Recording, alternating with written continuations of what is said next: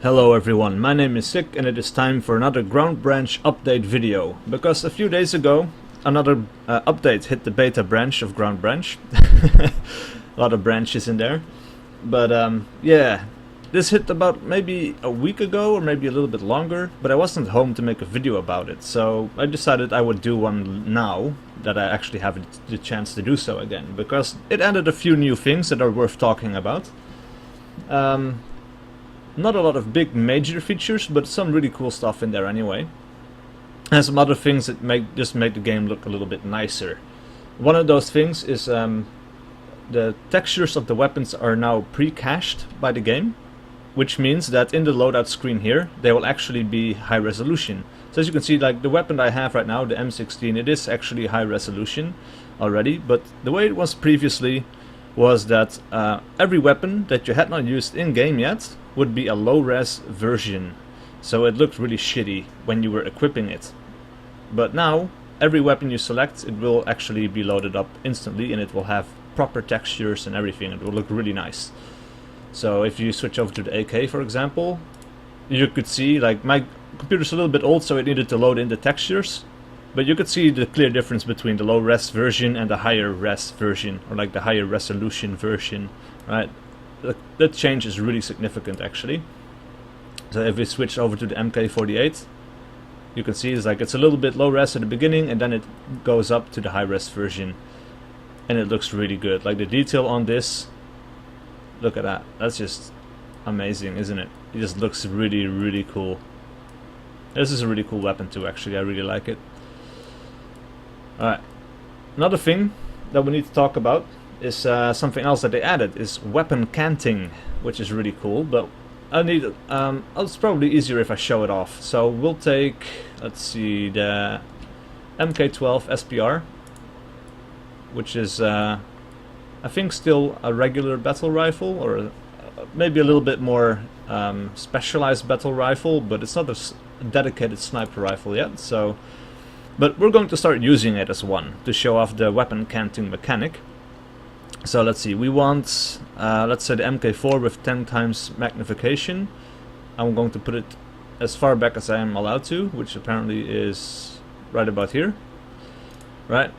So this scope doesn't have any backup scopes, or no backup sights. So if I want to use this weapon right now, all I can do is look through the scope or fire it from the hip and hope for the best. And that's not really all that useful, is it? So something that Ground Branch allows you to do is, if you go into accessories, you can add, let's see, the offset rail, okay, which is basically what you see on the top here and along the side there, and it is bolted onto this rail, and it is offset, so it will actually point off to the side like this. So if I move it over here, it will remove the scope, which is not that great, but if I move it close towards the back there's actually room. So let's say I'll put it right there. And what this allows you to do, it allows you to add another optic or another sight to it. So I could say maybe the reflex small fits. That won't fit, yeah. So let's say add the scope up to this, or like the reflex sight to the side there, right? And now what this allows you to do is you can switch between this scope and the small sight, like a backup sight. And that actually looks really cool in game, because the weapon, this was actually possible before as well, so that's not something new in itself. But when you used this previously, like the weapon would be shifted over to the side a little bit, so you could then look through the scope, or like through the backup sight. And that was okay, it was functional, but that didn't really look that great. And now, actually, you will see the weapon being canted over to the side, so it looks a lot more realistic and a lot cooler as well. So let's hit apply there, and then okay, let's add about 25 tangos and hit play, and then I can show it off to you a little bit. So another thing that they added, like in this map, they changed some new stuff as well. But first let's talk a little bit about the weapon canting. So if I bring up my weapon, you can see I'm up in my scope now. The magnification is really big, and it's not very practical if I want to see what's going on around me. And it's definitely not useful if I have to engage anyone or anything in close quarters combat. But now, if I scroll my mouse wheel up, I will actually move over to my backup sights. And as you can see, the weapon is tilted over to the side now. So you look down the side of the rifle. That's really cool. It looks really, really good.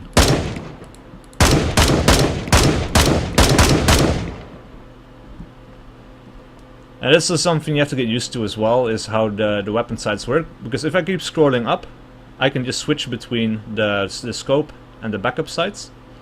But if I scroll down, I will go out of any sights that I'm using, right? And if I scroll back up, I will go back to the last sight that I was using. So it takes a little bit of time to get used to it, but it actually is really functional. It works, and it's really useful. I really like it. Alright, next up is they added some buttons for voice over IP so that you can actually communicate in game. And there's a difference because there's two modes in this that you can use. There's the talk mode, which will be in 3D, and there is the radio mode, which allows you to talk to people at a distance. And that's actually really useful if you have like two different groups on different sides of the map, because if they all talk on the same channel, it's going to be cluttered with information that you don't really need from your location, right? So imagine you have 2 or 3 people. Oh crap. Oh man. Okay, but anyway, imagine you have 2 or 3 teams moving in different directions across the battlefield, right? And you have the option to talk to each other by radio, but that means everybody on that side will actually hear you, and that can be very cluttered with information that you don't need. If you are on the east side of the compound and somebody on the west side is talking about things on the west side of the compound, that's not necessarily information that you on the east side need to know. So if you use the radio, it will be available for everyone to hear, but if you use the local talk button, then only people around you can hear you. And I'm not sure if it actually works yet, but it's something they're working on. I haven't actually played this in co-op or multiplayer quite yet, so that's why I'm not sure. But the functionality is being added in, at least. And there's 2 buttons, like if I think it's V, that's yeah, you can see an icon pop up. That's just like the local 3D voice over IP. Then if I press B, you get a radio icon. And the radio icon means that everybody anywhere on the map can hear you. And I'm not sure if they actually want to implement any radio channels to this as well, because that's something like the Acre mod for Arma 3 has. I'm not sure if it's still called Acre or not, but oh crap.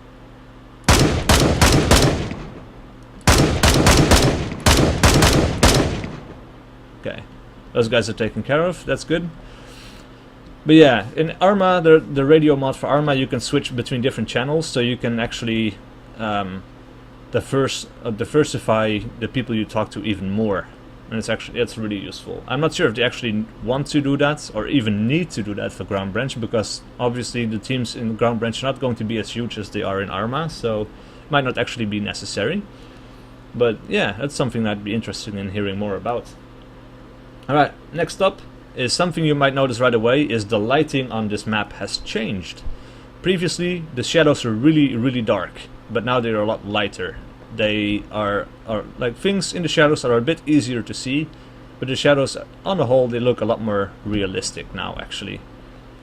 Because the shadows, they were really, really dark before, and now they're still dark and they can still hide people from sight, but they look a little bit less extreme, and it actually looks quite nice. Along with that, a lot of optimization has been going into this map as well. I'm getting more frames now than I did before. So, still an ongoing process, but it's a lot better than it was before. Getting a solid 30 FPS right now. Not while I'm recording, but when I'm playing without recording, I'm getting 30 FPS at least. So that's, you know, that's very playable.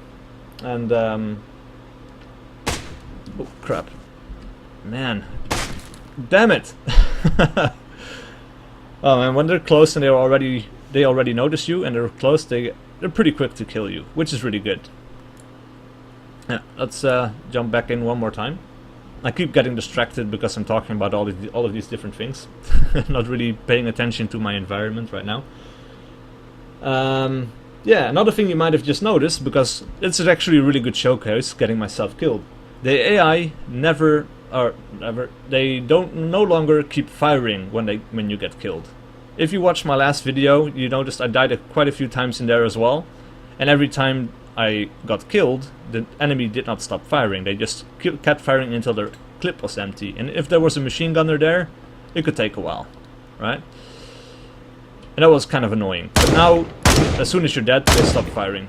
Oh, damn it, die.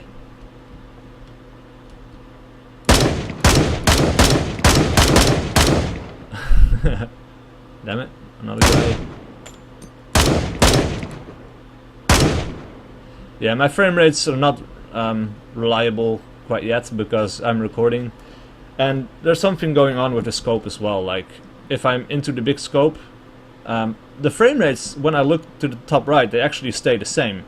There's no real impact between frame rates between the scope and the backup sights, but for some reason this feels a lot more sluggish. There's a clear difference between how this feels and aims. And it does feel like it's a lower frame rate, but when I look to the top right, it's actually not. It's actually the same. So that's a little bit weird. But I think because the scopes use picture-in-picture rendering, so actually, like, this renders 2 times, whereas this, it doesn't render 2 times, it just overlays on the world, basically. Kind of. Not sure how to explain that. I'm not really big on all the technical details of engine stuff, but yeah, I think the scopes are all picture-in-picture, and that's why they take extra power to render, and you get, usually in most games that do this, you get a frame hit. Anyway, yeah, so the enemy AI stops firing once you're dead. So that's really cool, because it was kind of annoying to have to listen to the machine gunner just keep firing at your dead body for as long as it took him to empty his clip, right? That was really something that needed to be changed, and now it has. So that's good. Last thing on my list to talk about is something that's still work in progress, I think, but you might see it here actually. There are hit indicators on where you hit people. They were in there in the last build as well. They looked a little bit different, and in the last build they would disappear as well after a while. But now you get like a hit marker on where you hit the body, you get a little blood puddle on there, and as far as I've been able to tell, they stay around for as long as the match continues, so they no longer disappear. They don't look very good at the moment, but like I said, this game is still very work in progress. And I think it's safe to say that these blood effects are going to change in the future as well, because right now they look like they're just a generic red circle. There's a little bit of a different shape to them, like the outline isn't completely spherical, but yeah, something, it's still pretty, you know, they're pretty huge for like blood pus and stuff. They look kind of bad, but like I said, work in progress. They're bound to change, and I'm really happy that this is going to be in the game anyway, because there was always something really cool about games that allowed you to show this kind of, or that showed this kind of body damage. Like Rogue Spear and the original Ghost Recon were games that did this. And I always really enjoyed like shooting people in the distance and then walking up to them and see how good my marksmanship actually was, you know, just see exactly where that bullet entered the body and where it may have exited. I'm not sure if they actually showed that as well. I'm not sure if Ground Branch is going to do that either, but maybe they will. It would be really cool, like, to see the entry and the exit wound. Because as far as I know, like some types of bullets, they actually ricochet through the body as well. This is what I've been told in army training. Like I never finished army training. I never went to Afghanistan or anything like that. But I was told that like certain munitions, like 5.56, they can actually bounce off the ribs or something if you hit someone in the torso, and they will actually kind of bounce around inside your chest. So it's very possible for somebody to be shot in the lungs, or like be shot in the torso, hit a rib, and then the bullet would enter through the foot or something like that, you know? That would be interesting to see. It's like you shoot some guy like with a one-hit kill, you shoot him in the torso, and then like you see an exit wound at the bottom of his foot or something like that. That would be very, very funny to see. Not very funny to see, but that would be interesting to see, or to have to be modeled in a game, basically. But yeah, that's basically all of my talking points. those are the major changes. There's other stuff that's been changed as well, but it's mostly engine related stuff, I think. So that's not something I can really show and talk about all that much. Yeah, that's basically all of the big stuff in this patch. I'm just going to continue playing here because I'm in game, and I would really like to be able to finish this map just for once. Because so far, I've been killed every time. It would be nice to finish this one. Just the one time, you know? At least when it's on video, when I can capture it. Because I can say, oh, I made it by myself, but, you know, if there's no video, there's no proof. So, one hit, one kill. That's good. Now I kind of want to find his body and see if there's actually a blood marker on his face as well. I'm assuming there will be, but something would be nice to verify. Or if it's just on the body instead of the face. Because some games do this as well, like they should only show stuff on the body, they don't show it on the face. I don't know why. Having a little bit of FPS drops. I'm thinking about getting a new computer because...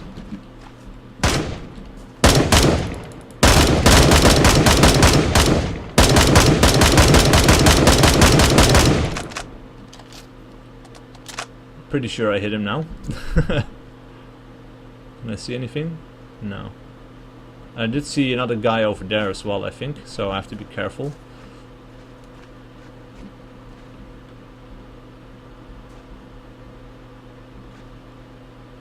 Oh no, it's a tree stump. That's good. Alright. If this video does cut out at some point, and then probably I ran out of recording space on my hard disk. So if this just cuts out, that's what happened. My hard disk just got full and I could no longer record any more footage. But we'll see. I think I should be able to finish this video. And if I die, that should be the end of it. But I kind of want to make it all the way to the end by myself now. Would be really nice. I want to clear some of these buildings and stuff, and not sure how many people are actually left. Close to 20 maybe? Didn't really pay attention to any of the notifications there. Whoa. Whoa.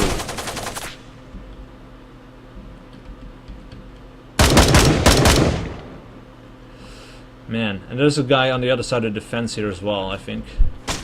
Ah, damn it. Okay, that guy was really quick. He just came around the corner and shot me. 19 enemies left. Okay.